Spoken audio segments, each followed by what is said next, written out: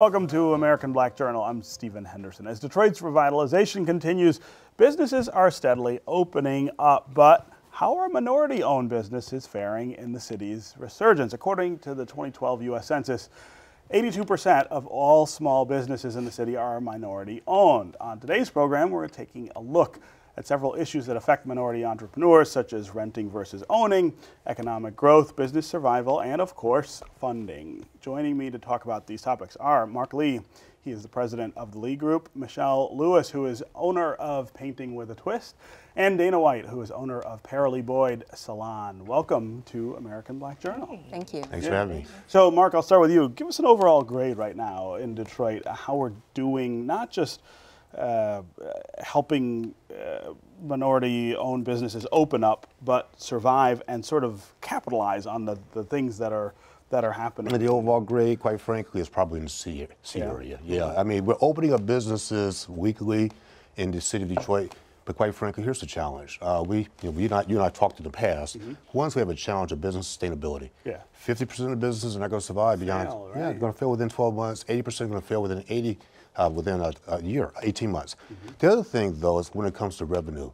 The city of Detroit has 82% of all the small businesses are minority-owned, but only 15% of the dollars are privately resourced. I see. So we're counting on what? Philanthropy, government to fill those holes. Absolutely right. So we're asking those organizations to step in. But what that also tells you is that we have a lot of one or two people types of businesses, and we're not sharing in the revenue across the entire city. Right, right.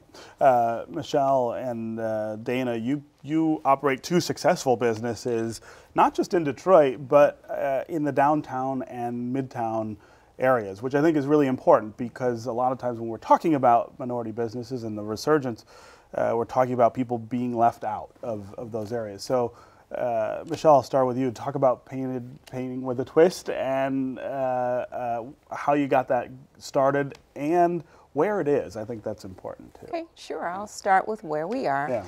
Our third location downtown is located at 1420 Washington Boulevard. And we are in the Julian C. Madison building, which is owned by Sharon Madison, yes. And what we are one of the few buildings in downtown that's still owned by an African American. Correct. So what we are is an art studio where you can come and you can have a great time. Most of the customers that we have are adults, but we do things for our younger customers as well. And it's where the artist will take you step by step through the painting that's being featured for that evening, and by the end of the evening, you leave with your own masterpiece. Yeah. It's a totally fun environment, music going, you could bring your favorite bottle of wine. It's wonderful. Yeah. What were some of the challenges that you encountered to try to get that business started? We were talking before the show, it's a franchise, which I know is also another kind of hurdle that often minority owners face. Talk about the things that you had to get through to get to that space. Actually, for me, it being a franchise and me starting with our first location, which was in Ferndale, somewhat at the beginning of when the franchise first decided to franchise, there weren't a lot of hurdles to go through because I was kind of one of... You already had... I already had one, so I knew what the process was, and I started with them when they started the processes of the franchising. But then coming into the city of Detroit, that was a bit interesting, seeing that I had already had two under my belt. Detroit is a city that somewhat, even though they're trying to make steps to become a millennial city, there's still some antiquated steps in going through getting your business certificates, business licensing. Sometimes the left hand may not know what the right hand is doing, but they're working really hard to make sure that it happens. So that was a bit of a challenge. It was a bit of a challenge finding a location downtown. Even though there's a lot of vacancies downtown, there are and there are not. Right. You know, and finding the right spot And find the right landlord, right? Absolutely, absolutely, and one that's going to work with you, Right. and one that sees your concept, because our concept is a little bit different.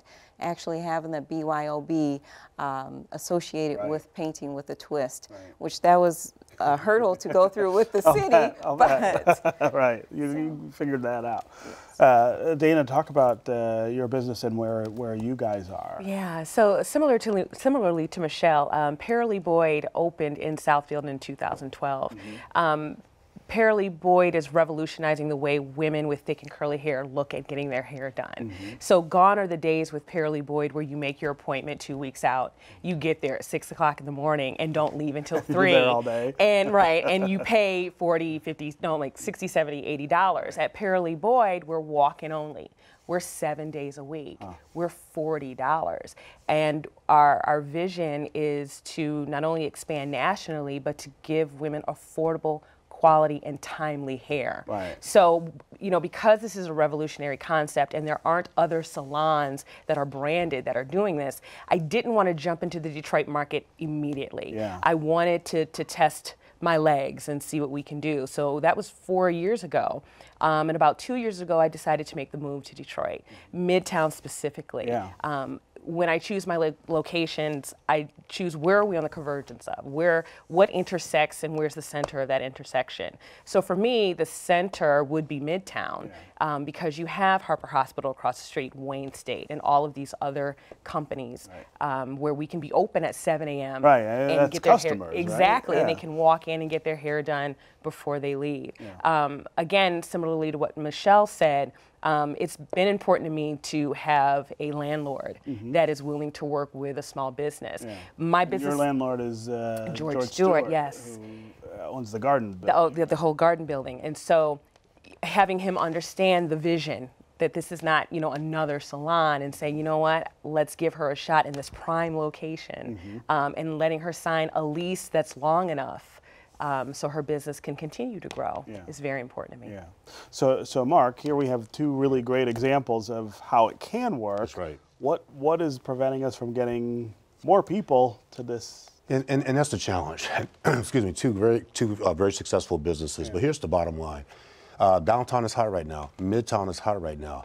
A lot of businesses, though, cannot afford the increases in rent. Yeah. Right? And so therefore people are getting... I live downtown. Yeah. I might not be able to afford the increases. Yeah, well, and so you know it personally. But from a business standpoint, you have a lot of long-established businesses who have been downtown. Yeah. They're being pushed out. The rents are going up, and certainly they're being pushed out. So what I like to tell people, the way you get around it is, one, you have a great relationship with your landlord. Continue to work with your landlord as much as possible. If you have a great rate, try to secure a longer-term rate or monthly rent, if you will.